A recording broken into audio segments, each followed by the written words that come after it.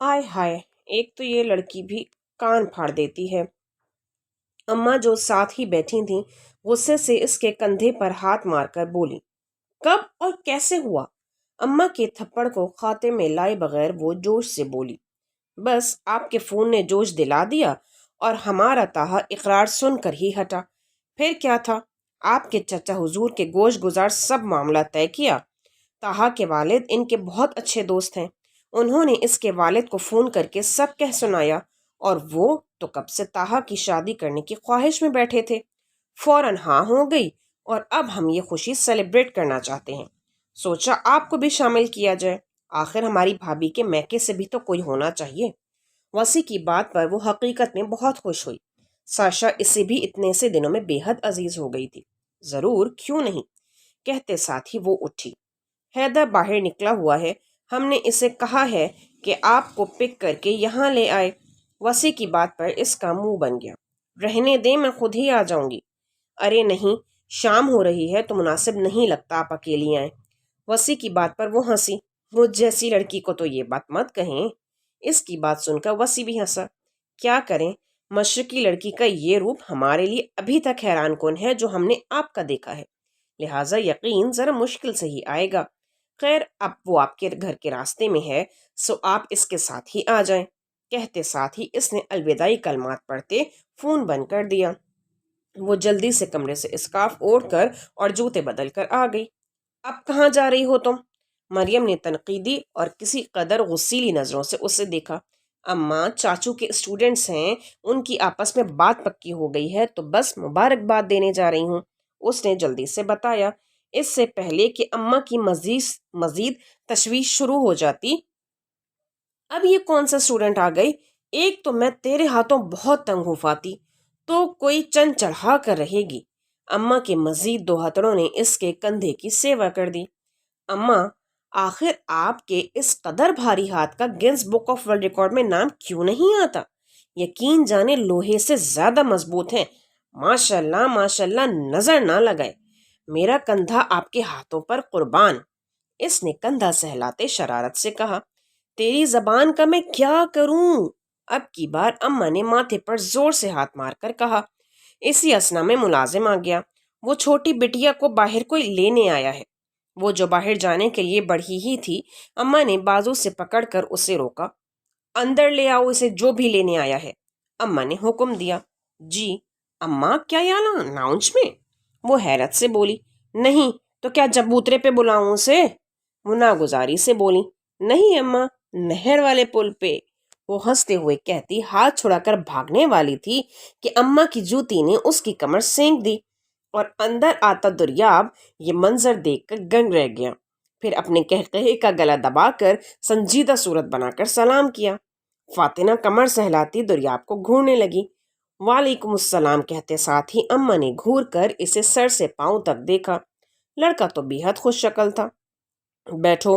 अपने सामने पड़े सोफे पर इसे बैठने का इशारा करते उन्होंने जांचती नजरों से इसे देखा। चचा का नंबर मिला? सामने खड़ी फातिना को कहते साथ ही उन्होंने दुर्याब का इंटरव्यू शुरू कर दिया। वो बेचारा खामोशी से सच झूठ बताता रहा। मोदब सा दरियाब इन्हें बेहद पसंद आया। ये लें, सबूतगीन आजकल फिर घर से गायब थे। कहाँ थे ये कोई नहीं जानता था, लिहाजा सिर्फ फ़ोन पर ही इनसे रब्ता होता था। हेलो, ये तुम्हारा एक शागिर्द आया है। क्या भला सा नाम बताया है बेटा? अम्मा ने शीरीं लहजे में दुर्याब से दरियाफ्त किया। हैदर, उसने भी इसी लहजे में जवाब दिया। फातिना की घूरती नजरें फिर से इसका तवाफ कर रही थी। इतनी मिठास कभी अम्मा के लहजे में मेरे लिए तो नहीं आई, दिल में जल कर सोचा। दुर्याब इसकी निगाहों से निकलने वाली चिंगारियों से अच्छी तरह वाकिफ था, मगर जानबूझकर इसे नजरअंदाज कर रहा था। अब इजाजत है अम्मा। जैसे ही मरियम ने फोन बंद किया, दुर्याब ने उठते हुए कहा। अम्मा तो इसके अम्मा कहने पर ही निहाल हो गई। हाँ हाँ बेटा, जरूर, फिर कभी चक्कर जरूर लगाना। जैसे ही वो उठकर खड़ी हुई, दुर्याब ने सर आगे कर दिया प्यार लेने के लिए। अम्मा और भी मुतासिर हुई। कभी मेरे लिए भी इतना प्यार दिखा दिया करें। वो जो कब से खामोश तमाशाई बनी ये प्यार और मोहब्बत के नज़ारे देख रही थी, क्लस कर बोली। तेरे तो ढंग ही निराले हैं, بے ادب اور گستاخ اولاد۔ حیدر کے سامنے اس قدر عزت افزائی پر اس کا دل واقعی رونے کو کیا۔ دے دینا کسی کو پھر مجھے، غصے سے بولی۔ جلدی ہی کوئی انتظام کر رہی ہوں، فکر نہ کر۔ انہوں نے ہاتھ اٹھاتے گویا اس کی بات کو اڑایا۔ حیدر سے پہلے وہ لاؤنج سے باہر تھی، تھوڑی دیر پہلے جتنی خوش تھی اب اسی قدر غصے سے بھری ہوئی تھی۔ دریاب نے باہر آتے ہی فرنٹ ڈور کھول کر پہلے اسے بیٹھنے کو کہا، پھر دوسری جانب آ کر ڈرائیونگ سیٹ سنبھالی۔ مسلسل اس کے مسکراتے لب فاتنہ کی آنکھوں سے اوجھل نہیں تھے۔ آپ کی اماں بہت کیوٹ ہیں، جان بوجھ کر اس نے بات کا آغاز کیا۔ اس آتش فشاں کو چھیڑنے کو خواہ مخواہ دل کر رہا تھا۔ دوسروں کی مائیں ہمیشہ اچھی ہی لگتی ہیں، وہ جل کر بولی۔ کیوں، آپ کو اپنی اماں نہیں پسند؟ حالانکہ ان کا نام تو آپ گنز بک میں لکھوانا چاہ رہی تھیں، اس نے شرارت سے کہا۔ اس کی بات کے پیچھے جو اشارہ تھا اسے وہ اچھی طرح سمجھ چکی تھی۔ آپ کو کیا میں گنز بک میں لکھواؤں یا پرائمری کے سلیبس میں؟ اس نے سڑا ہوا جواب دیا۔ دریاب کی مسکراہٹ کم ہونے کا نام نہیں لے رہی تھی۔ آپ کا دریاب ٹھیک ہے؟ پھر سے اس نے باتوں کا سلسلہ جوڑا۔ مجھے کیا پتا؟ اس کی بات پر وہ جان گئی کہ وہ دریاب کی روڈنس کی وجہ سے اسے چھیڑ رہا ہے۔ ویسے بندے کو اتنا مغرور نہیں ہونا چاہیے جتنا وہ ہے، اس نے افسوس سے سر ہلاتے کہا۔ میرے آئیڈیل کو مغرور ہونا ہی جچتا ہے۔ آپ کی طرح کوئی عام سا ایجنٹ نہیں ہے، وہ ایک کلاس ہے اس بندے کی۔ فاتنہ نے اس کی بات کی نفی کرتے ہوئے کہا۔ اوہ پلیز، آپ تو ان کی بات مت کیا کریں، اچھی طرح جان گئی ہوں گی کہ آپ جیلس ہوتے ہیں ان سے، فاتنہ نے سر جھٹکتے ہوئے مزید کہا۔ اس میں ایسا ہے ہی کیا جس سے میں جیلس ہوں؟ ٹھیک ہے، کچھ کیسز اچھے کر لیے، نہ شکل ہے اور نہ کوئی خاص صورت۔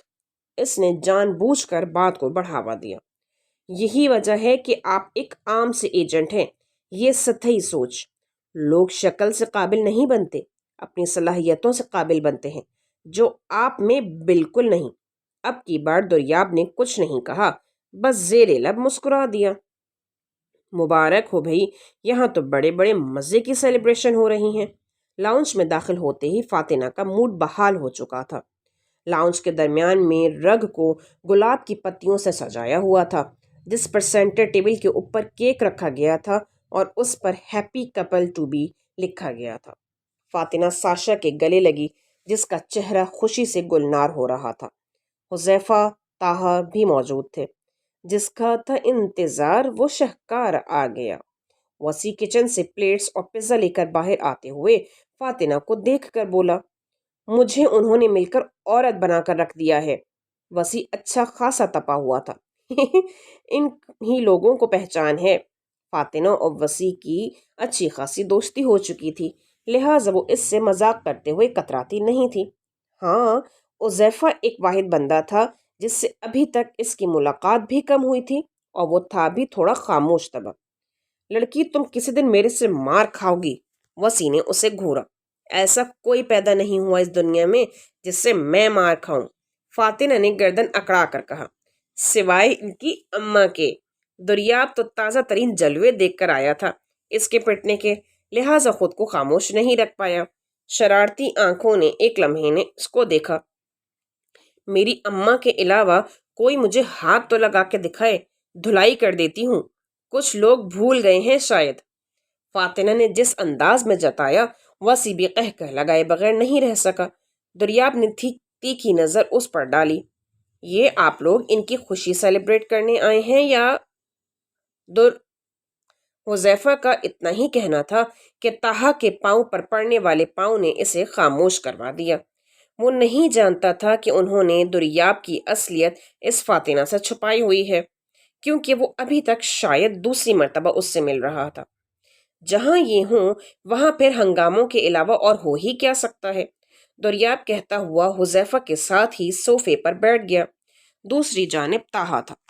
اوفو، چھوڑو بھائی باتوں کو، چلیں جی، آج کی اسپیشل گیسٹ کیک کاٹیں۔ وسیع نے فوراً بات کا رخ بدلا، مبادہ پھر سے فاتنہ اور دریاب میں ٹھن جاتی۔ حذیفہ نے جگہ خالی کرتے ساشا کو طاہا کے برابر بیٹھنے کو کہا۔ نہیں، ٹھیک ہے، اسے سب کے سامنے یوں تہا کے ساتھ بیٹھنا عجیب سا لگ رہا تھا۔ ارے لڑکی بیٹھ جاؤ، ویسے بھی ہم لوگوں کی زندگیوں میں ایسے خوشی کے واقعات کم کم ہی آتے ہیں، انہیں گنوانا نہیں چاہیے۔ وسیع کی بات پر ساشا نے دہل کر اس کی جانب دیکھا تھا۔ ابھی تو خوشیاں ملنے کا آغاز ہوا تھا۔ وہ خاموشی سے تاہا کے ساتھ بیٹھ گئی۔ تاہا نے اس انداز میں چھری تھامی کہ اس کے ہاتھ نے ساشا کے ہاتھ کو چھوا تک نہیں۔ جو بھی تھا وہ اب بھی اس کے لیے محرم نہیں تھی، لہٰذا اس کی عزت کو قائم رکھنا اس کی ذمہ داری تھی۔ کیک کاٹنے کے مناظر کو سب نے اپنے کیمروں میں قید کیا۔ ساشا ساتھ ہی اٹھ کر دوسری چیئر پر چلی گئی۔ فاتنہ نے اب کی بار سرو کرنے کی ذمہ داری خود سنبھالی۔ دریاب کی خاموش نظروں نے چند لمحوں کے لیے اسے دیکھا۔ یوں گھریلو انداز میں وہ اس جنگجو فاتنہ سے کتنی مختلف لگ رہی تھی۔ دریاب کی موبائل کی بیل نے اس کی سوچوں کا تسلسل توڑا۔ اسکرین پر نمرا کا نمبر دیکھ کر اس کی ماتھے پر سلوٹیں پڑیں۔ وہ 2 دن سے یونیورسٹی بھی اس سے بات نہیں کر رہا تھا۔ اس سے جو مطلب تھا وہ پورا ہو چکا تھا۔ کچھ سوچ کر اس نے کال پک کر لی۔ ہیلو۔ اس نے سب کو خاموش رہنے کا اشارہ کیا اور موبائل کا اسپیکر آن کر دیا۔ کیسے ہو حیدر؟ 2 دن سے کوئی بات ہی نہیں کر رہے، نہ ہی مجھ سے اس گروہ کے سردار سے ملاقات کا کوئی احوال تم نے پوچھا۔ وہ شکوہ کر رہی تھی۔ بس کچھ مصروف تھا اسائنمنٹس میں۔ تم بتاؤ کیسی رہی ملاقات؟ اس کی سنجیدگی میں کوئی فرق نہیں پڑا۔ اف، کیا بندہ ہے وہ! میں اسے دیکھ تو نہیں پائی کیونکہ پٹی باندھ کر اس کے اڈے پر پہنچی اور پٹی باندھ کر ہی واپس آئی، اور جتنی دیر اس سے ملاقات رہی وہ بھی اندھیرے میں تھی۔ وہ کہتا ہے وہ کسی کو اپنی شکل نہیں دکھاتا کیونکہ اس کو اپنا آپ خوبصورت نہیں لگتا تو کسی دوسرے کو کیا لگے گا۔ ہاں، کالے کرتوتوں والوں کی شکلیں دیکھنے لائق ہوتی بھی نہیں ہیں کیونکہ ان کے کرتوتوں کی سیاہی ان کے چہرے سے ٹپک رہی ہوتی ہے۔ نمرا کی بات پر دریاب نے دل میں سوچا۔ اچھا پھر؟ دریاب کو اس سب بکواس سے اب کوئی دلچسپی نہیں تھی۔ پھر میں نے اس سے پوچھا کہ کیا میں خود سے تمہارے ساتھ کام کر سکتی ہوں، تو اس نے کہا کہ اگلے مہینے سے وہ لڑکیوں کی کچھ نازیبا تصویریں بنوائے گا جو ہمارا نشہ استعمال کرتی ہیں، اور پھر وہ تصویریں باہر بھجوائے گا، تو یہ کام وہ میرے ساتھ کرے گا اور اس کا سارا معاوضہ مجھے ملے گا۔ وہ خوشی سے وہ بات بتا رہی تھی جسے سننے کے بعد دریاب کا دل کیا وہ اس عورت کا بھی منہ نوچ لے جو پیسے کی خاطر کسی کی عزت کی نیلامی پر خوش ہو رہی تھی۔ یہ تو بہت اچھی بات ہے، چلو اس کو کسی دن ڈسکس کرتے ہیں، کہتے ساتھ ہی دریاب نے بائی کہہ کر فون بند کر دیا۔ کس قدر گھٹیا عورت ہے! خاموشی کو سب سے پہلے فاتنہ کی آواز نے توڑا۔ واقعی! ساشا نے بھی جھرجھری لی، دل میں شکر کیا کہ وہ ان کے نرغے سے باہر آ چکی ہے۔ ساشا بہنا، اب ہمیں آپ سے ایک کام ہے۔ میں نے اس بات کو ابھی تک ڈیلے اس لیے کیا تھا کہ ابھی تک مجھے اس کی ضرورت محسوس نہیں ہوئی، لیکن پرسوں رات ہم نے ہاسٹل میں ایک پرسنل ریڈ کرنا ہے اور اس کے لیے ہمیں آپ کی مدد کی ضرورت ہے۔ وہ جو ٹیبل کے پاس رکھی کرسی پر بیٹھی تھی پوری طرح دریاب کی جانب متوجہ ہوئی۔ جی بھائی، میں جس حد تک ہو سکا آپ کی مدد کروں گی۔ وہ پوری توجہ سے دریاب کو سن رہی تھی۔ ہمیں ہاسٹل کے گیٹ سے لے کر اس کے اندر تک کا نقشہ چاہیے، خاص طور سے گرلز ہاسٹل کے وہ اسٹورز جدھر یہ لوگ نشہ آور چیزیں اور اسلحہ چھپاتے ہیں۔ آپ پلیز اگر ایک پیپر پہ ہمیں رف سے اسکیچ بنا دیں۔ آپ کو تو اس کے ہر ایریا کا اندازہ ہوگا نا؟ دریاب نے کہتے ساتھ ہی وسیع کو پیپر اور پین لانے کا کہا۔ اگر میں آپ لوگوں کا کام اور آسان کر دوں تو؟ اس سے پہلے کہ وسیع اٹھتا، فاتنہ دریاب کو دیکھ کر بولی۔ کیا مطلب؟ کیسے؟ اس نے الجھ کر اسے دیکھا۔ وہ ایسے کہ میں نے ایک ڈیوائس بنائی ہے جس پر لوکیشن اور ایڈریس فیڈ کر دیں تو وہ اسے اس حد تک زوم کر دیتی ہے کہ آپ گھر کے اندر کا سارا نقشہ دیکھ سکتے ہیں۔ وہاں کتنے لوگ رہتے ہیں، کیا کر رہے ہیں، وہ یہ بھی ٹریس کر لیتی ہے۔ ایک طرح کی وہاں کی لائیو ویڈیو آپ کو دے دیتی ہے۔ فاتنہ کی بات پر سب نے اسے حیرت سے دیکھا۔ انجینئر کیوں نہیں بن گئی آپ؟ دریاب نے اپنی بے ساختہ مسکراہٹ چھپاتے کہا۔ کیا لڑکی تھی یہ! وہ تو اسے مجبور کر رہی تھی کہ اب دریاب اسے اپنا آئیڈیل بنا لے۔ بس قسمت اور کچھ میری پیاری اماں۔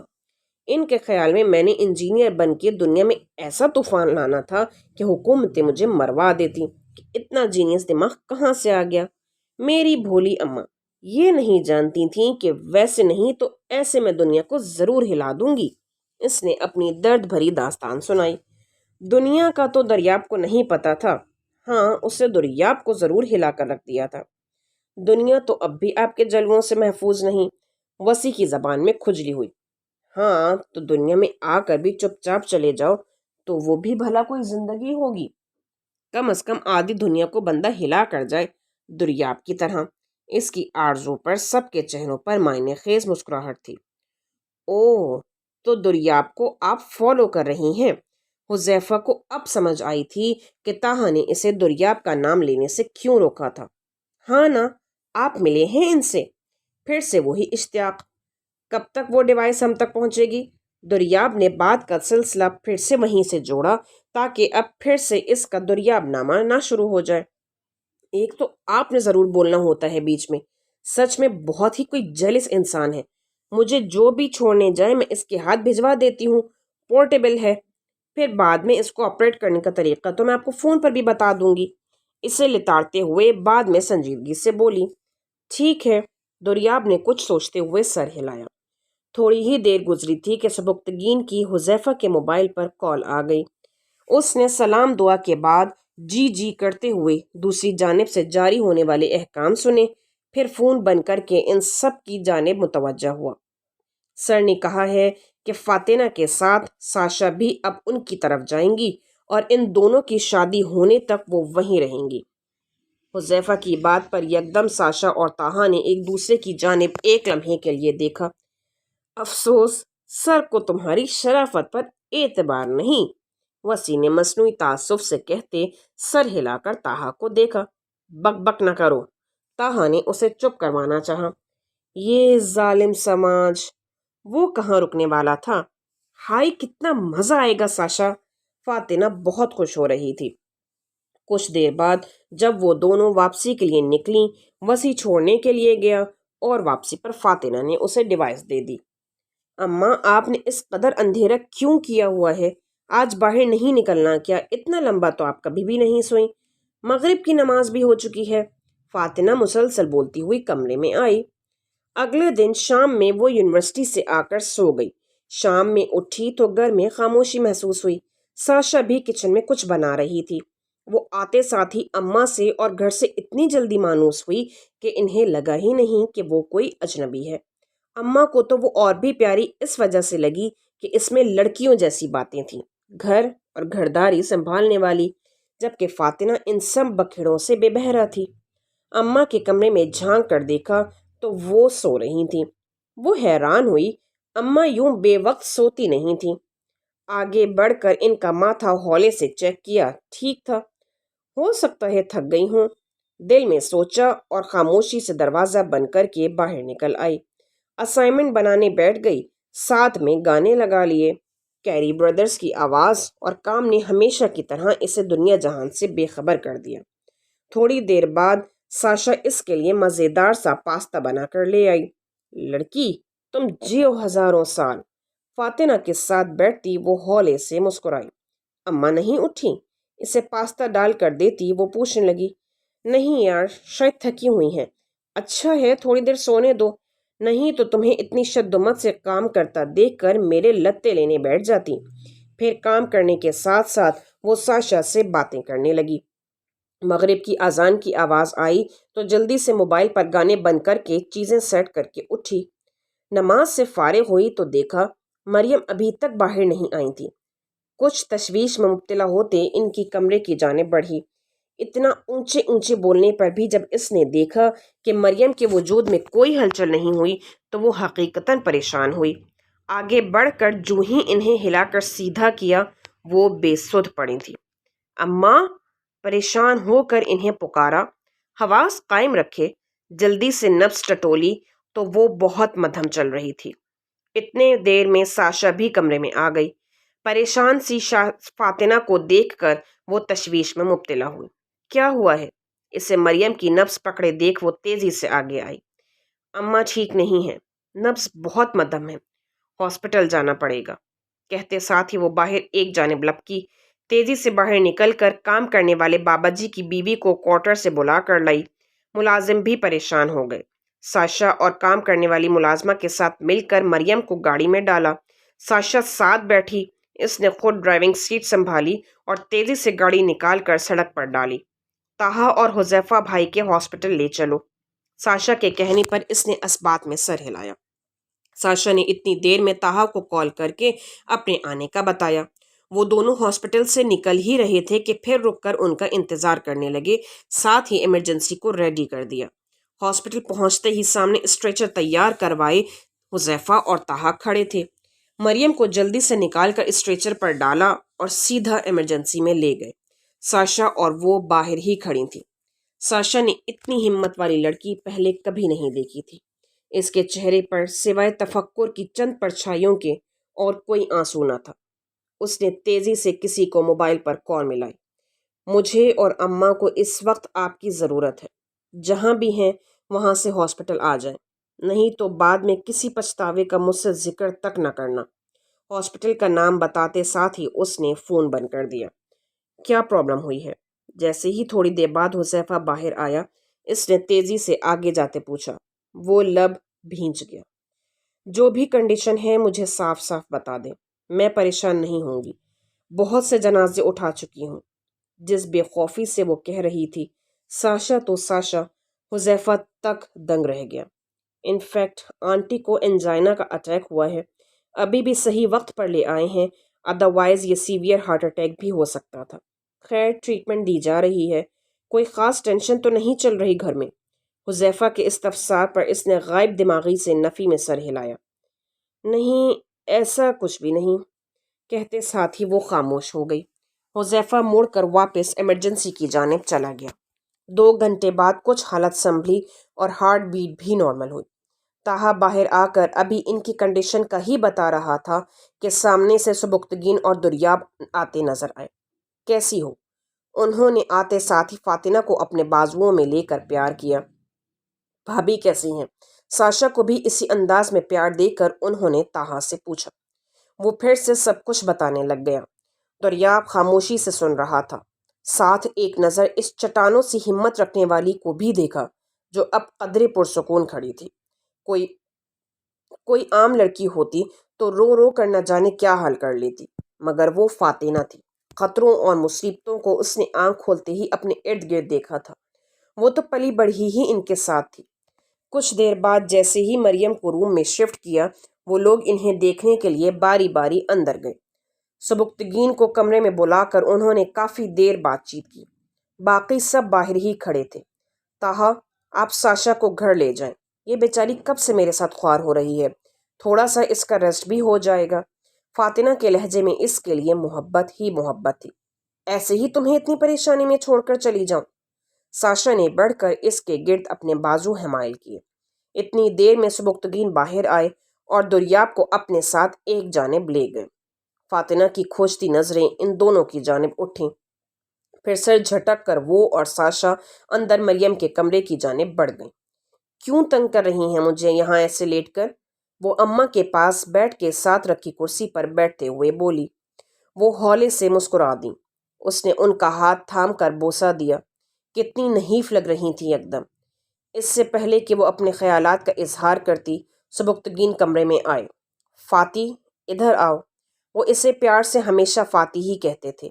उसने मुजनी को एक बार बता दिया था कि मेरे चचा मुझे फाती कहते हैं, तब से वो भी इसे ऐसी ही बुलाती थी। जी, उसने इनके साथ कमरे में एक जानिब रखे सोफे पर बैठते ताबेदारी से कहा। देखो भाभी की हालत शुक्र है कि थोड़ा संभल गई है, मगर हकीकत पसंद बनो तो ये जान लो कि खुदा न ख्वास्ता ज़रा सा झटका या थोड़ी सी टेंशन क्या क़यामत बर्पा कर सकता है। उन्होंने तमहीद बांधी। जानते थे आसानी से काबू आने वाली नहीं। जी, उसने फिर मुख्तसर जवाब दिया। इस वक्त इनकी एक ख्वाहिश है जो इस वक्त सिर्फ तुम पूरी कर सकती हो, अगर तुम करना चाहो तो। तुम जानती हो कि भाई और ज़का के बाद तुम दोनों ही मेरी कुल कायनात हो। मैं भाभी और तुम्हें किसी तकलीफ़ में नहीं देखना चाहता। मैंने अपनी सारी ज़िंदगी इस मुल्क के बाद अगर किसी के लिए सर्व की है تو وہ تم دونوں ہو، لہٰذا اس وقت ہم دونوں تم سے کچھ ریکویسٹ کریں، کسی مان سے اپنی خواہش پوری کرنے کا کہیں تو کیا تم مان لو گی؟ ساشا بھی خاموشی سے کمرے میں رکھے اٹینڈنٹ بیڈ پر بیٹھی فاطمہ کو دیکھ کر سوچ رہی تھی کہ کس قدر خوش قسمت ہے جسے اتنے پیار کرنے والے ماں اور چاچا ملے۔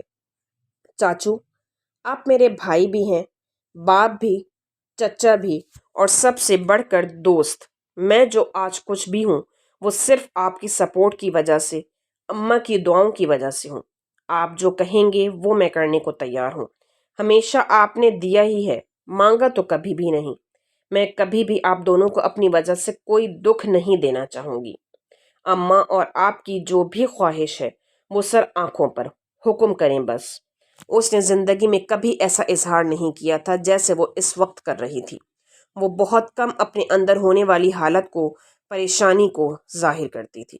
شاید آج وہ خود بھی مریم کی حالت پر بے حد پریشان تھی، جس وجہ سے اپنے جذبات کا اظہار کر رہی تھی۔